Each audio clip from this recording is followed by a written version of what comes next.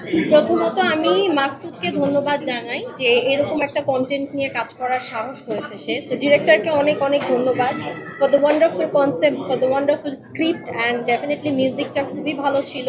যে মিউজিকে কাজ করেছেন যারা তাদেরকে আমি বাহবা জানাই, কারণ মিউজিক ফিল্মের এমন একটা জিনিস যেটা হচ্ছে অভিনয় এবং মিউজিক দুইটাই আসলে দর্শকদেরকে আটকে রাখার জন্য খুবই মূল্যবান একটা জায়গা। সো মিউজিকটা আমাকে আটকে রেখেছিল। আর আমি এই সিনেমাটাকে যদি এক লাইনে বলা হয় আমাকে, আমি বলবো আমি এই সিনেমাটাকে দেখে আমার মনে হচ্ছে this is my film, because আমার মাকেও আমি সামলাই। আমার মাও, আমার বাবা মারা যাওয়ার পর আমার মার সাথেই আমার আমার আমার সব কিছুই আসলে আমার মা। সো আমার মাকেও আমি এভাবেই ডিল করি, এভাবেই টেক কেয়ার করি, চেষ্টা করি আমার মাকে খুব ভালোভাবে রাখতে। সো এই ফিল্মটা আসলে বলবো যে আমার ফিল্ম। আমার দেখে মনে হয়েছে আমি আমার নিজেকে দেখতে পেয়েছি স্ক্রিনের সামনে।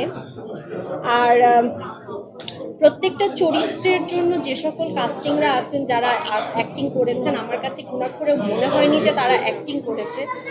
আমার কাছে মনে হয়েছে সবাই ক্যারেক্টারটাকে ধারণ করে, ফিল করে, বসবাস করে তারপরে কাজটা করেছে। ইটস আ টিম ওয়ার্ক এবং they did wonderful job. That's I must say this is a wonderful film. Everyone should watch it. এবং আমার পার্সোনালি অনেক ভালো লেগেছে। আমি নিশোর মতো সুন্দর করে বলতে পারবো না, আমি একটু ইমোশনাল হয়ে আছি।